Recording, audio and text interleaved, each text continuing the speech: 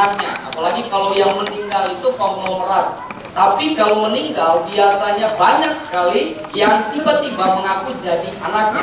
Nah, untuk membuktikan apakah itu anaknya atau bukan, dilakukan tes DNA. Dari tes DNA kita akan tahu itu anaknya atau bukan. Jadi kalau kita adalah anak-anak Allah, warga kerajaan Allah, kita dilihat dari DNA kita. Nah, apa itu DNA kerajaan Allah? Oke, kita mau lihat, coba bisa ditampilkan kebenarannya.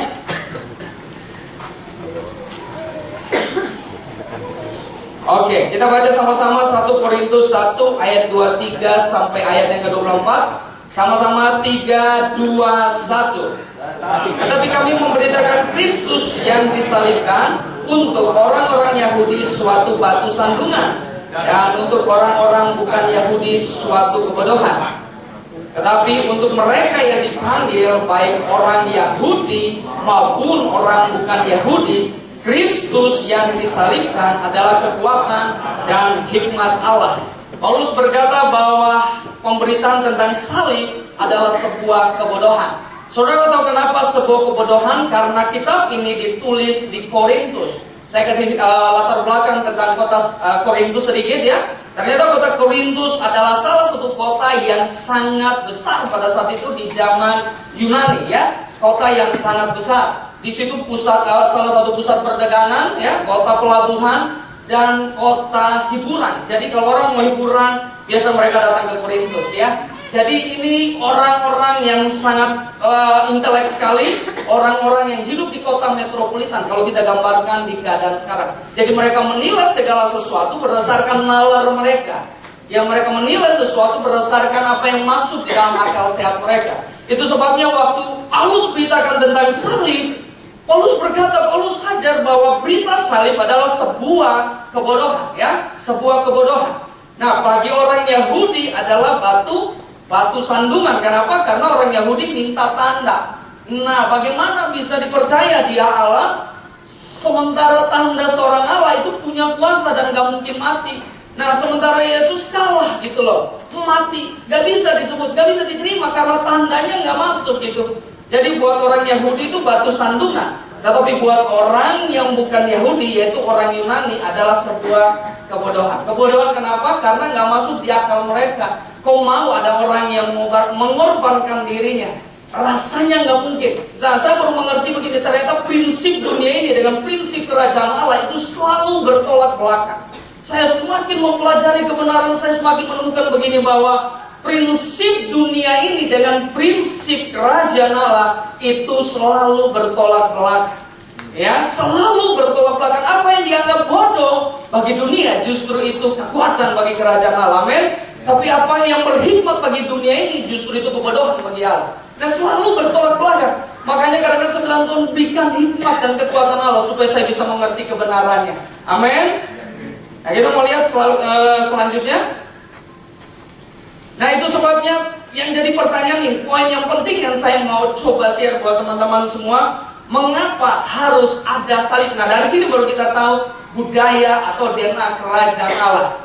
Salib ada, kira-kira pernah nggak kita berpikir kenapa harus ada salib? Biasanya saya memahami kalau salib itu ada supaya kita diselamatkan. Tapi hari ini saya coba mau kasih dari sisi atau sudut pandang yang berbeda, ya, dan semoga bisa jadi berkat. Nah, coba kita lihat lagi ke bawahnya. Ternyata salib ada karena ini. Nah, pada waktu Tuhan menjadikan manusia, Tuhan mulai dengan sebuah DNA yang kita kenal kitab. Ya, kita baca di dalam Kejadian 1 ayat 26, baiklah kita menjadikan manusia menurut gambar dan rupa kita. Jadi kerajaan Allah DNA-nya adalah kita. Oke, coba kita lihat selanjutnya lagi. Menjadi salah satu dari kita. Waktu Adam itu jatuh di dalam dosa, dia ngomong kepada Tritunggal bahwa kita. Jadi ternyata kerajaan Allah itu DNA-nya adalah kita.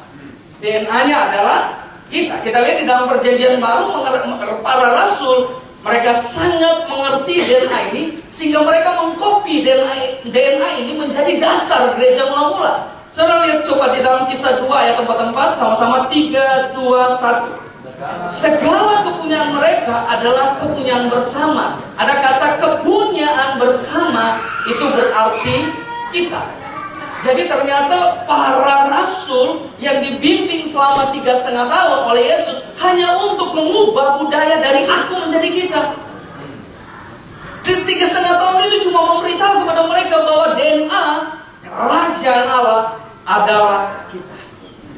Adalah kita. Dan mereka mengerti sekali sehingga waktu mereka membangun dasar dan fondasi gereja, mereka tahu bahwa gereja dibangun atas dasar DNA kita. Hidup bersama. Segala kepunyaan adalah bersama.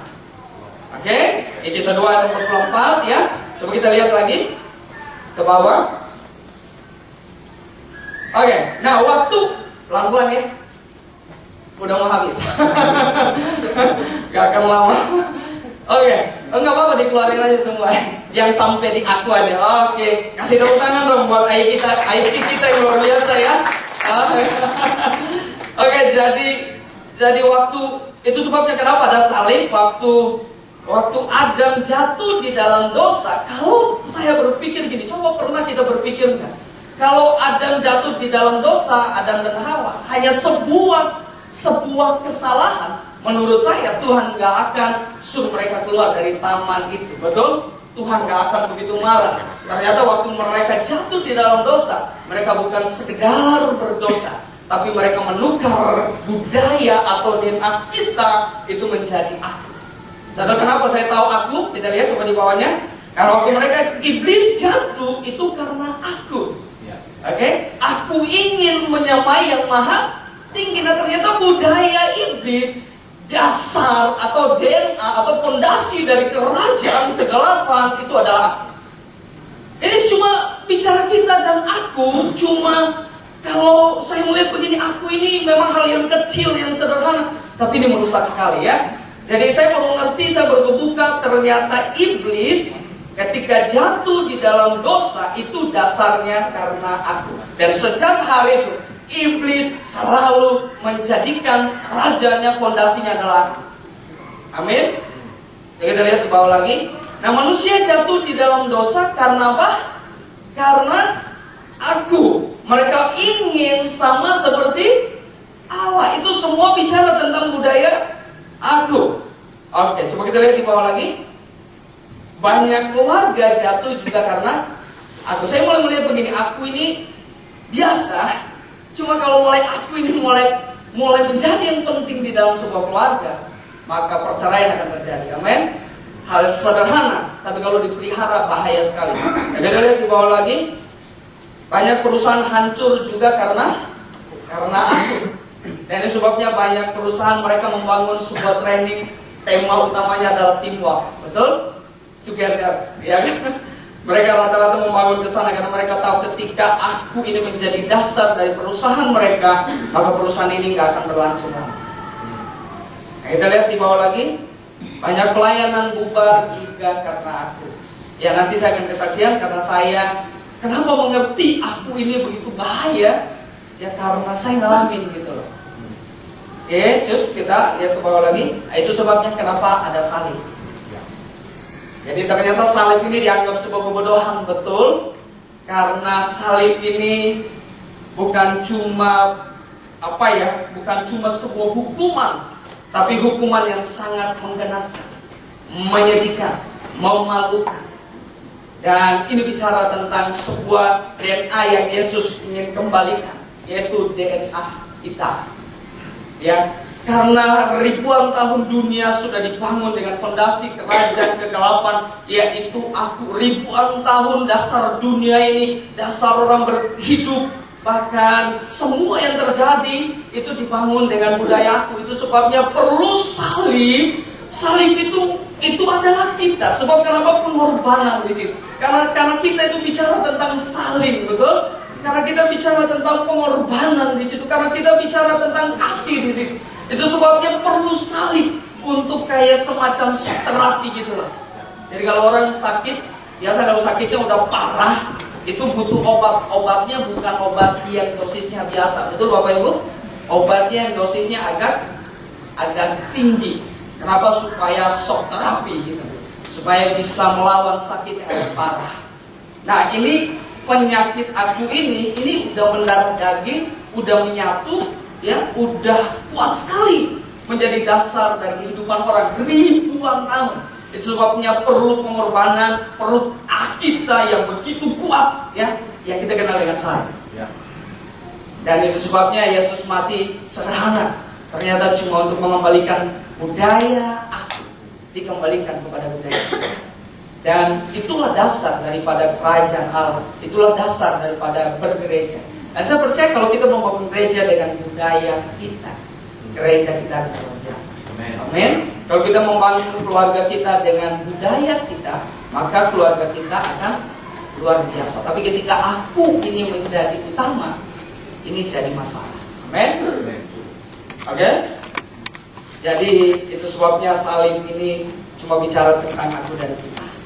Ayo balik lagi, kita jadi aku, ya.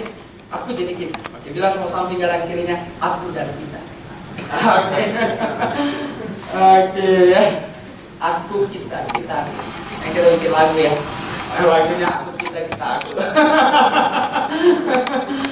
Oke, nah saya mau coba. Nah, karena manusia dari hidup ribuan tahun dengan dasar aku, Yesus harus mati untuk menunjukkan kita supaya shock terapi buat budaya kita. Dan itu sebabnya waktu 3 hari dia masuk ke dalam alam maut. Kalau dari sudut saya berpikir, dia masuk ke dalam alam maut itu 3 hari untuk berperang melawan kerajaan aku. Dan dia menang, ya. Kerajaan aku dihancurkan dan muncul kerajaan kita. Dan Yesus, kalau dulu Yesus berkata dulu orang diajar roh Allah dari luar, dia ngajarin kita. Dan Yesus berkata begini, salib itu bukan di luar, salib itu sekarang udah mati dan dia hidup di dalam kita. Dia menyatu dengan kita, dia menjadi bagian dari hidup kita. Harusnya kita bisa hidup dengan budaya kita. Karena yang membangun budaya kita sekarang ada di dalam hidup kita. Ya, salib, dia mati. Kalau zaman perjanjian lama, Allah mesti bicara dari luar, betul? Allah mesti ngomong, tapi di dalam perjanjian baru dia mati, dan salib itu udah hidup di dalam kita. Jadi harusnya kita mampu hidup dengan budaya kita. Nah, saya yakin sekali kalau segala sesuatu dibangun dengan budaya kita, maka semuanya akan luar biasa. Amin. Oke, nah ini kita akan masuk di poin-poin yang terakhir. Ya, ada 2 poin. Saya mulai bertanya begini, Tuhan kenapa ya salib itu udah masuk di dalam hati kita, udah tinggal di dalam hati kita, harusnya kita bisa hidup dengan budaya. Nah, pertanyaan saya, kenapa belum gitu?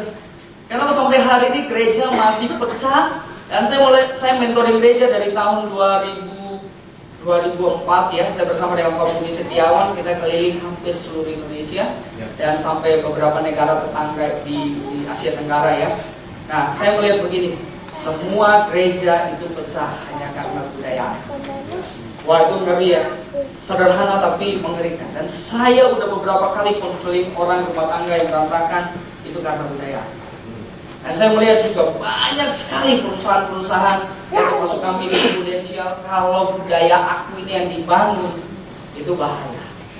Oke, nah kenapa masih ada? Padahal yang punya budaya, yang punya DNA, kita itu udah hidup di dalam kita. Nah, kita mau baca dalam 1 Timotius 6 ayat yang ke-5 dan ayat yang ke-9. Oke, kita lihat.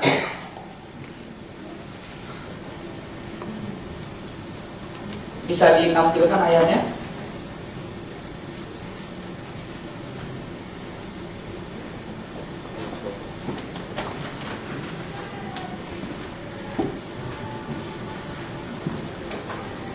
Atau dibuka di bagian belakang sih, saya udah tampilkan ayatnya. Jadi dilewatin dulu, lewatin semua ya, semua. Ya. Ya, kita baca di dalam 1 Timotius 6 ayat 5 sampai ayat yang ke-9. Sama-sama 3, 2, 1. Percekcokan antara orang-orang yang tidak lagi berpikir sehat dan yang kehilangan kebenaran, yang mengira ibadah itu adalah suatu sumber keuntungan. Memang ibadah itu kalau disertai rasa cukup memberi keuntungan besar, sebab kita tidak membawa sesuatu apa ke dalam dunia dan kita pun tidak dapat membawa apa-apa keluar. Asal ada makan dan pakaian cukuplah. Tetapi mereka yang ingin kaya terjatuh dalam pencobaan, ke dalam jerat, dan ke dalam berbagai-bagai nafsu yang hampa dan yang mencelakakan, dan yang menenggelamkan manusia ke dalam keruntuhan dan kebinasaan. Nah, dari ayat ini ya, kita lihat ayat yang kelima. Wah, waktu saya baca ini ayat yang luar biasa buat hidup saya.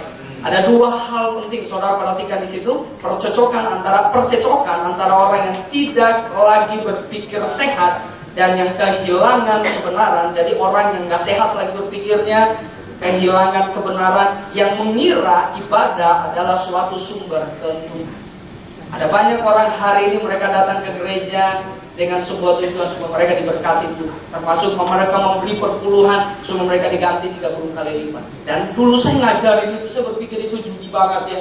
Kalau saya orang judi, saya pasti mau kasih perpuluhan. Kalau dijanjiin betul 100%, 100 kali lipat. Saya kasih 100 juta, saya dapat 10M. Itu judi yang luar biasa, betul? Dan saya berpikir ini budaya aku ini udah mulai kuat sekali. Dan rata-rata orang mulai ke gereja karena mereka mulai mencari keuntungan. Mereka ingin diberkati, mereka ingin sehat, mereka ingin semua ya. Jadi yang pertama, coba kita balik ke atas. Ayat yang kelima, kalau kita bicara tentang keuntungan, berarti tidak siap untuk dirugikan. Jadi budaya kerajaan atau DNA daripada kerajaan sorga itu siap dirugikan. Tapi budaya dari kerajaan dunia ini harus untung. Makanya nggak ada pakar ekonomi yang ngajarin orang ekonomi yang baik adalah untung. Tapi Alkitab berkata banyak sekali ya, kerajaan Allah itu siap dirugikan. Termasuk salah satunya ketika dia harus mengorbankan anaknya. Itu menjadi dasar gereja. Karena salib adalah dasar gereja. Yang dasar daripada gereja adalah siap dirugikan. Nah, saya bersyukur Tuhan kasih pengalaman buat saya. Makanya ikut Yesus itu mau pahit, mau manis, itu semua baik buat kita. Sama kayak pepaya itu buahnya manis, betul? Itu juga sehat. Dan daunnya itu pahit banget, tapi kalau dimakan sehat juga. Jadi semua yang manis dan pahit kalau berasal dari Allah, itu baik buat hidup kita. Amin. Bilang sama samping kanan kirinya, kalau kamu pahit atau sakit ya, atau manis, ingat pepaya aja. Nah, karena pepaya itu luar biasa. Ya, jadi kalau buahnya manis itu baik, sehat. Ya daunnya pahit, tapi itu juga sehat buat kita. Artinya begini, semua yang manis, yang pahit, tapi kalau itu berasal dari Allah, itu baik buat kehidupan kita. Amin. Nah, kerajaan Allah itu siap dirugikan. Ini prinsip. Nah, kerajaan dunia nggak siap dirugikan. Nah, saya mau ada dua kesaksian. Yang pertama, waktu saya bangun gereja anak muda tahun 2008, tahun 2006. Dan bubar 2010. Ya, jadi nah, saya mulai melihat kenapa saya akhirnya bubar. Padahal saat itu kita udah di angka sekitar 150 jemaat. Dan sangat militan sekali. Dan saya mulai temukan begini, karena saya tidak siap untuk dunia. Itu aja sih. Waktu saya mengerti kebenaran, saya mulai bilang begini, Tuhan, ya, ketika saya tidak siap dirugikan, saya nggak bisa lebih lagi jadi berkat buat banyak orang. Nah, rugi akan uang itu biasa. Rugi hati, sakitnya tuh di sini, bukan di sini. Nah, itu yang gak gampang itu. Kita mentor satu orang ya, terus orang itu udah sakitin kita, kedua kali masih oke, ketiga kali kita belum begini, cukup kasih karunia buat kamu. Ketika saya mengerti tentang prinsip komunitas, satu kali saya ketemu dengan seorang mentor yang luar biasa, dan mentor itu ngajarin saya tentang prinsip komunitas. Ayatnya kita nanti waktu nggak cukup, kita nggak usah buka ya. Jadi ayat itu berkata begini, aku harus sakit bersalin lagi sampai rupa Kristus ada di dalam hidup. Jadi aku harus sakit bersalin lagi. Misalnya gini, saya mentor Pian boleh maju ke depan? Kasih tepuk tangan dong. Ini tim di komunitas. Ya, belum nikah, lagi cari pasangan. Belum dapat sampai sekarang ya. Oke, misalnya saya mentor Pian ya. Saya jadi berkat lah. Bahasa mentor kayaknya tinggi banget ya. Saya jadi sahabat, jadi berkat, bawa dia kepada Tuhan. Nah, Alkitab berkata aku harus sakit bersalin lagi. Jadi sakit bersalinnya itu ada lagi Berarti bukan sekali sakit bersalin, berarti bisa beberapa kali. Nah akhirnya saya misalnya kalau mau jadi berkat buat dia, mau mentor dia, saya mesti masukin dia di dalam perut saya. Saya sakit bersalin selama 9 bulan itu saya doain Pian, saya seno dengan dia, saya Bible study dengan dia, saya lakukan semua, dan tiba saatnya saya harus rasa sakit bersalin, gitu ya, dan keluarlah Pian. Nah waktu Pian keluar, saya lihat di dalam muka Pian belum ada rupa Kristus. Kita berkata apa? Aku masukin Pian lagi di dalam perut saya. Kandung lagi 9 bulan. 9 bulan bangun hubungan lagi, doain lagi. Tiba waktunya 9 bulan harus dikeluarin lagi, sakit lagi. Waktu keluar ini Pian belum ada rupa Kristus, masukin lagi. Sampai kapan kita baru berhenti sakit bersalin? Sampai rupa Kristus nyata di dalam hidup dia. Amin. Oke. Nah ini mesti nggak siap dirugikan. Karena kalau cuma rugi biasa, saya ngalamin tuh komunitas bubar jalan. Kenapa? Karena saya berkata udah terlalu rugi. Padahal waktu itu saya belum tahu kebenaran ini ya. Kalau saya tahu mungkin bisa berbeda kali.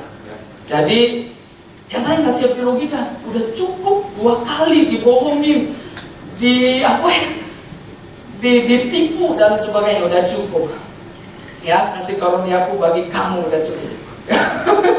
Tapi kalau kita mengacu kepada konsep pemuridan yang benar, tidak ada pernah rasa kasih karunia itu udah cukup. Enggak, akan terus. Sampai kapan? Sampai rupa Kristus menjadi nyata di dalam hidup orang ini. Makanya saya nggak setuju kalau ada satu pendeta dia berkata, saya mau mentor 1000 orang. Satu aja saudara urus benar-benar. Gak akan gampang satu aja. Betul kan saudara? Ya. Makanya Yesus saja cuma 2 kali.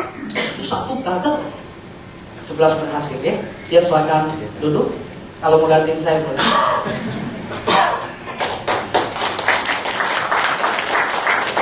Saya masih ada waktu ya.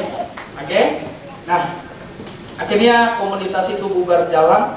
Nah yang kedua, saya baru 3 bulan ini baru mengerti lagi tentang ayat ini. Tuhan kasih pengalaman. Satu kali saya biasa mau pergi beli ikat pinggang ya.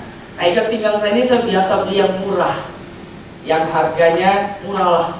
Tapi 2 bulan kemudian udah putus. Saya nggak ngerti kenapa ya. Nah satu kali saya ketemu sama satu teman saya tanya sama dia, ikat pinggang kamu merek apa? Oh merek ini, dia sebut satu merek. Terus saya tanya udah berapa lama? Udah 2 tahun lebih, 3 tahun. Oh harganya berapa? Sekian dia sebut. Saya kalkulasi, biasa ya orang ekonomi ya, jadi semua dikalkulasi. Pas saya hitung, kalau setiap 2 bulan saya ganti, lebih mahal punya saya. Saya ingin beli yang merek itu. Sampailah saya di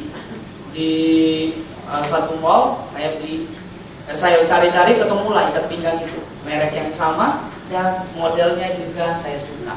Saya ambil, saya lihat harganya lumayan mahal, tapi ada diskon, lumayan lah ya. Dan saya beli. Cuma waktu dipakai badan saya kan kecil, itu nggak cukup, akhirnya dipotong sama dia. Waktu dipotong sekali, dipakai lagi masih kecil lagi, kegedean gitu ya, badan saya kecil, nggak pas, dipotong kedua kali.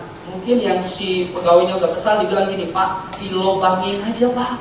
Nah saya tanya sama dia, kalau dilobangin, lobangnya sama nggak? Soalnya yang aslinya itu agak lonjong. Nah saya bilang, bisa lonjong begini nggak? Persis sama nggak? Nah si karyawannya kan percaya diri berkata begini, oh bisa Pak, persis sama. Dia bilang, yakin Bu? Yakin.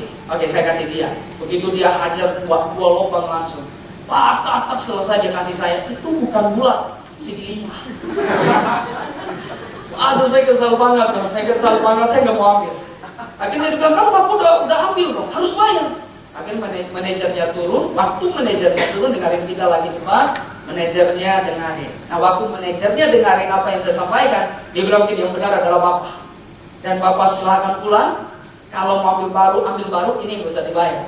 Nah waktu manajernya ngomong begitu, saya mulai melihat begini, air mata itu keluar dari si karyawan itu. Dan saya mulai ngerti gini, kayak kaki saya itu nggak bisa beranjak, tapi pingin lari, pingin kabur ya. Nah ego saya berkata begini, dia yang salah kok, itu ikat pinggang udah jelek, kok ngapain beli gitu. Ego saya, karena saya nggak mau rugi gitu, saya nggak mau gitu, saya maunya untung dong. Saya beli baru dapat yang bagus dong, kan salah kamu, bukan salah saya kok. Ngapain saya harus tanggung kerugian ini? Itu ego di dalam hati saya pingin kabur. Cuma pas lihat dia nangis, udah tahu nih, kayaknya yang ganti adalah dia.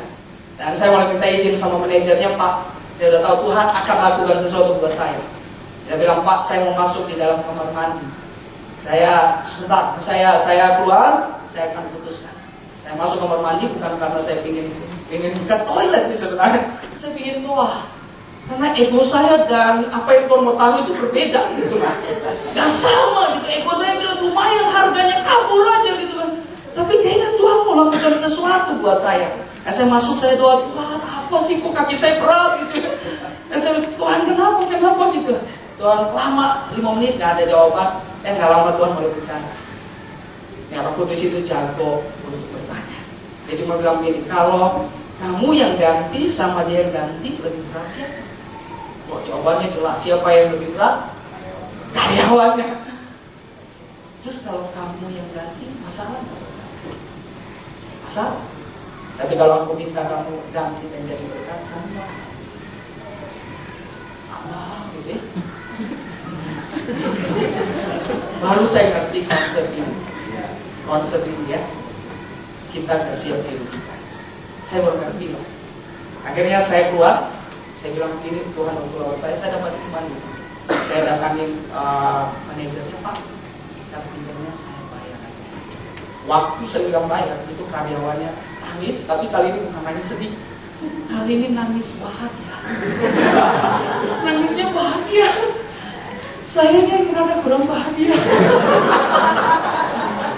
Aduh. Lalu dia ngantar saya dari belakang sampai di depan. Itu sepanjang kan maunya agak tinggi, agak panjang. Mengucapin terima kasihnya nggak putus-putus. Terima kasih Pak. Yang salahnya saya nggak minta nomor teleponnya untuk pulang datang kepada Tuhan. Amin. Ya, karena tujuan saya berbuat baik bukan untuk dipuji, tapi untuk kerajaan. Dan saya mulai berpikir kalau semua orang Kristen begini, wow. Yang kedua kita balik yang tadi, yang udah bersama saya. Bisa yang ke ayatnya dulu, ayatnya agak cepat ayatnya, oke? Sebab kita tidak membawa sesuatu apa ke dalam dunia, kita nggak bawa apa-apa dan kita pun tidak dapat membawa apa-apa keluar. Jadi yang ada di dunia kita habiskan, amin. Tidak perlu ditabung, berapapun uang Anda habiskan itu ya. Wariskan sedikit buat anak istri Anda ya. Maka selesainya dihabiskan ya. Karena nggak akan dibawa kemana-mana ya. Asal ada makanan dan pakaian cukup. Ternyata prinsip yang kedua, kita mulai balik ke tadi materinya. IT, oke. Balik ke materinya. Coba kita balik. Oke, ternyata prinsip yang kedua adalah rasa cukup. Ya ternyata kalau kita mau masuk di dalam kerajaan Allah, kita harus punya rasa cukup. Rasa cukup. Nah, selama orang tidak pernah merasakan cukup, maka tangannya seperti ini. Dia akan selalu meminta. Tapi ketika dia merasa cukup, maka tangannya akan begini. Pada saat dia berpikir, merasa dan meyakini dia cukup, baru dia berpikir untuk bisa memberi. Karena tangannya sudah begini, oke? Kalau tidak pernah rasa cukup begini. Nah ini tidak ada dihubungkan dengan berapa uang yang ada. Nah saya mau testimoni terakhir ini. Dan ini terakhir, benar-benar yang terakhir. Pemain musik bisa maju ke depan. Nah ini yang terakhir benar-benar. Kasih tepuk tangan dulu dong. Karena kita udah ada akhir. Oke. Nah saya mau tutup dengan kesaksian ini. Satu kali saya bicara di kantor kami tentang public speaking. Kebetulan saya dulu latar belakangnya trainer dan gratis bicaranya. Saya nggak dibayar, tapi saya lakukan dengan sepenuh hati supaya para leader di agensi kami bisa mengajar dengan kualitas yang baik. Gitu. Nah, waktu saya lagi ngajar, udah selesai, ada satu ibu, dia juga udah leader, top leader di agensi kami, dia datang sama saya. Lalu dia bilang nanti dia mau telepon. Nah, saya tunggu, saya nggak tahu mau ngapain ya. Dia telepon, waktu dia telepon dia ngajak ketemu. Dia bilang ada penting sekali sama saya. Kira kita ketemu di Starbucks di Sarina. Cuma saya bersyukur waktu itu belum di bom ya. Kemarin ketemunya ngeri. Waktu lagi ketemu ngobrol, dan dia mulai curhat masalah dia. Dan dia bilang dia udah ketemu coach dengan bayaran yang mahal sekali. Mereka sudah sangat terkenal, tapi mereka tidak bisa menyelesaikan masalah saya. Nah, waktu kamu lagi bicara di depan, kayak saya punya indera keenam. Saya nggak tahu dia punya indera keenam apa gitu ya. Tapi saya yakin itu adalah Roh Kudus ya. Bilang harus ketemu Bapak karena ada sesuatu yang akan saya terima dari Bapak. Saya kaget tapi sekaligus jadi beban. Ini kan saya nggak pernah coach. Ini coach secara profesional. Kalau konseling di gereja udah sering dan tanpa dibayar. Oke, tapi kalau coach profesional saya nggak pernah. Nah, ini orang udah sering di coach sama coach ternama dengan bayar yang mahal. Dan dia punya harapan, dia sebut harapannya ketemu saya tuh begini. Satu sisi saya happy, satu sisi saya nggak happy. Lalu dia bilang ternyata dia salah satu wakil ketua umum KONI pusat. Saya kaget tuh. Dan dia ternyata punya 3 perusahaan. Dan dia merasa masih kurang dalam hidup dia. Gak pernah kaya. Saya tanya udah berapa tabungan? Udah 200 miliar. Saya bilang, Bu, kalau saya punya 200 miliar, saya udah cukup banget. Dan ternyata cukup dan tidak cukup tidak dihubungkan dengan berapa banyak uang kita. Dan dia bilang gini, ini harapan saya berharap dalam pertemuan ini kamu bisa menolong saya. Saya bayar profesional. Bayarnya berapa, Pak? Saya bilang, Ibu nggak usah bayar. Kasih kopi aja udah cukup. Dia makin kaget. Karena saya berpikir ini mau jadi saluran berkat aja.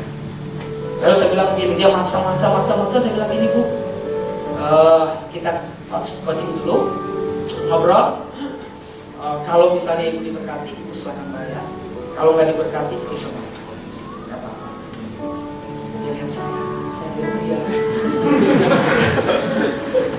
Orang mau dikasih duit nggak mau ya. Karena saya takut beban itu lah. Akhirnya saya masuk di dalam kamar mandi lagi. Jadi kamar mandi itu luar biasa. Saya masuk di kamar mandi, saya doa. Dan nanti ayat yang tadi waktu saya ucapin ya, bukan dengan hikmat dan kekuatan manusia aku membawa manusia kepada Tuhan, tapi dengan hikmat dan kekuatan Allah. Aku membawa manusia kepada Tuhan supaya manusia tidak bergantung kepada hikmat dan kekuatan Allah.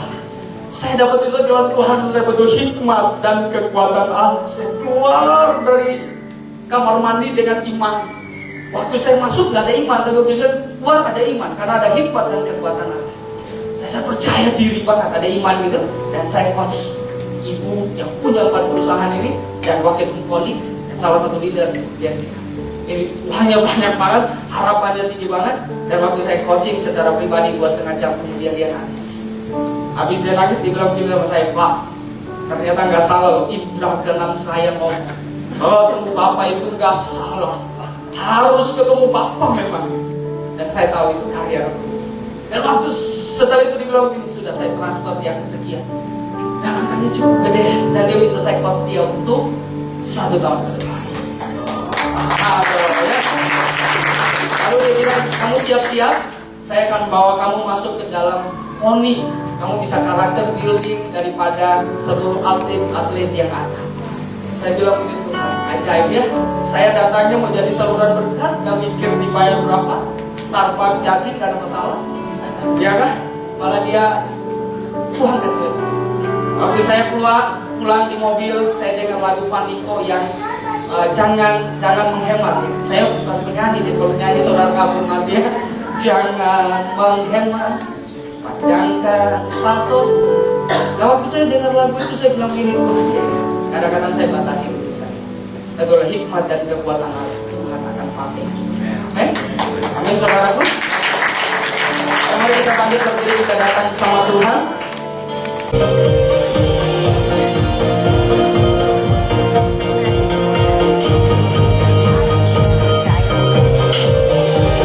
Shalom, jemaat yang dikasih Tuhan. Selamat tahun baru 2016. Seperti yang sudah disampaikan minggu lalu oleh penatua kita Kaseno, tema 2016 untuk area barat yang kita dapatkan bersama-sama adalah My Home, The Love and Build. Bicara tentang Yesus dan rumahnya, mengasihi dan membangun rumahnya. Saya percaya memasuki tahun ini, saudara, ada janji Tuhan yang luar biasa. Ini akan jadi a year of abundance, tahun kelimpahan buat kita semua. Kenapa saudara kita mesti percaya dan yakin? Sebab jaminan sudah Ia berikan. Paulus menuliskan dalam Filipi 1 ayat 6, akan hal ini aku yakin sepenuhnya, yaitu Ia yang memulai pekerjaan yang baik di antara kamu akan meneruskannya sampai pada hari terakhir, sampai pada hari Kristus Yesus. Saudara, saya percaya jaminan yang Dia berikan membuat kita boleh yakin dan percaya bahwa tahun ini akan jadi tahun yang luar biasa. Apa syaratnya, saudara? Apa yang menjadi bagian kita? Tinggal di rumah. Karena di rumah tersedia semua persediaan, semua berkat dicurahkan, dan di sana pertumbuhan terjadi. Apa yang menjadi keyakinan saudara hari ini? Mari kita tinggal di dalam rumahnya. Dan kita tahu dan percaya. Amsal menyampaikan, tetapi takutlah akan Tuhan senantiasa, karena masa depan sungguh ada dan pengharapanmu tidak akan hilang. Saudara, pengharapan kita ada dalam Tuhan. Dan kalau ini tentang Yesus dan rumah, maka kita sebagai rumah Tuhan, kita juga mau tinggal di rumah, di gereja, di komunitasnya, dalam pemuritan saudara. Kami encourage saudara, mari sama-sama tinggal di rumahnya. Mari mengasihi dan membangun rumahnya. Kita akan melihat hal luar biasa terjadi, karena Dia sendiri yang menjamin. Ada sebuah kepastian di dalam rumah Tuhan. Divine assurance in my home. Selamat memasuki tahun yang luar biasa ini. Tuhan Yesus memberkati kita semua.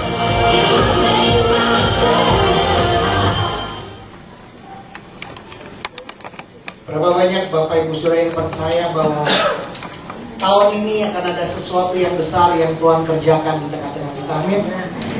Tahun ini fokus kita di area barat adalah my home.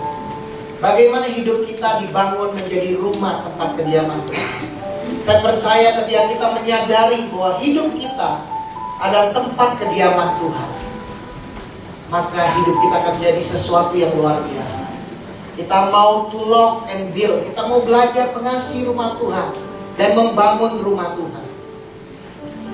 Di awal tahun ini kita mau belajar, Bapak Ibu Saudara, dengan mencari Tuhan. Lewat penyembahan kita mendengar suara Tuhan. Lewat berdoa. Oleh karena itu saudara, di Booth Expansion ada form tentang doa saudara. Kalau saudara rindu, mungkin saudara sedang bergumul, ada sesuatu persoalan dalam hidupmu, saudara bisa isi. Dan kami rindu berdoa buat saudara. Dan saya percaya saudara bisa masukkan ke dalam tempat persembahan. Nanti form ini akan kami ambil dan kami mau berdoa buat setiap saudara. Kami rindu dan kami percaya ada jawaban-jawaban doa tahun ini. Ketika tadi menyembah Tuhan, Tuhan menaruh satu kata di dalam hati saya, miracle. Akan ada banyak mujizat yang akan saudara alami. Saudara yang membutuhkan dukungan doa, saudara bisa menuliskan dan bisa menaruhnya, mengisi dan menaruhnya di dalam kotak itu, dan kami akan berdoa untuk saudara. Dan kita akan mencari Tuhan lewat berpuasa saudara. Buat saudara yang sudah mengambil berpuasa, mari saudara teguhkan, kuatkan hati saudara.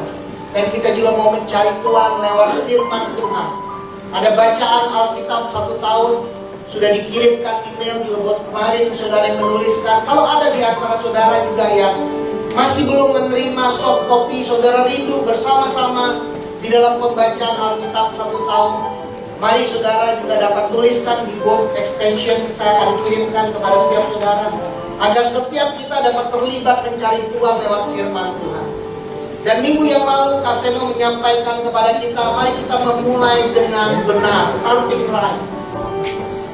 Masih ingat saudara, yang pertama kita perlu memiliki big picture dari Tuhan. Tahun ini apa yang Tuhan mau dalam kehidupan kita. Yang kedua, kita perlu mengizinkan Tuhan stretch dan enlarge kapasitas dalam kehidupan kita. Biar kita direnggangkan oleh Tuhan. Biar kita diperbesar kapasitasnya oleh Tuhan.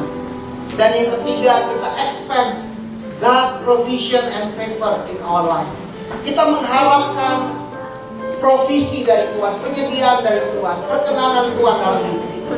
Saya percaya saudara akan mengalami tahun ini ada perkenanan Tuhan dalam hidup saudara.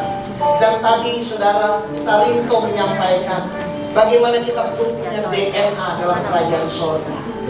DNA kerajaan sorga adalah kita, bukan anak. Saudara, Linta punya 2 orang anak. Anak yang pertama dia kasih nama Untukku. Dia punya anak yang kedua, dia kasih nama juga untuk. Kalau dia punya anak yang ketiga, dia kasih nama untuk. Saudara, kita hidup bukan untuk diri kita sendiri, tetapi setiap kita adalah kunci untuk menjadi berkat buat kehidupan orang lain. Tuhan mau pakai hidup kita untuk menjadi berkat buat orang lain. Dan juga buat para orang tua yang punya anak teens, saya mendorong bulan Juni saya bersama dengan JJ Niel dan beberapa teman-teman teens, kita akan melayani menjadi berkat di Cikalong. Jadi buat para orang tua yang rindu anaknya itu untuk ikut bersama-sama melayani menjadi berkat di Cikalong, bisa daftarkan diri. Kita akan bersama-sama melayani di sana. Saudara, setelah celebration ini, buat seluruh pekerja yang selama ini sudah memberi diri siap dirugikan, tentunya melayani Tuhan. Yang tadi Rinto katakan, kalau rugi harta masih mending, tapi kalau rugi perasaan, sakitnya itu di sini, di hati. Kadang-kadang banyak orang mundur dari pelayanan karena sakit ruginya di hati. Saya bersyukur buat seluruh teman-teman pekerja pelayan Tuhan yang ada di Abalov PCC yang sudah setia melayani Tuhan sepanjang 2 tahun 2015 yang kemarin. Dan setelah celebration ini, kita akan kumpul jam 12.30 sampai jam 2 sore. Kita rindu bersama-sama memulai dengan benar di tahun 2016 ini. Mari kita bersama-sama. Mari saudara, setiap pelayan Tuhan boleh hadir. Ada lamp disiapkan buat setiap saudara. Dan juga mari saya mengajak setiap kita bangkit berdiri. Mari kita membaca firman Tuhan. Di dalam 2 Korintus pasal yang ke-9 ayat yang ke-6. Firman Tuhan berkata, mari kita baca sama-sama. Camkanlah ini. Orang yang menabur sedikit akan menuai sedikit juga. Dan orang yang menabur banyak akan menuai banyak juga. Bapak Ibu Saudara, ini bukan hanya berbicara menabur, memberi di dalam keuangan kita, tetapi berbicara juga menabur, memberi waktu kita buat orang lain, memberi tenaga kita, daya kita untuk melayani Tuhan. Saya bersyukur ketika saya bergabung di Abalov, saya diajarkan untuk memberi hidup melayani Tuhan. Dan saya melihat penyertaan Tuhan sampai hari ini.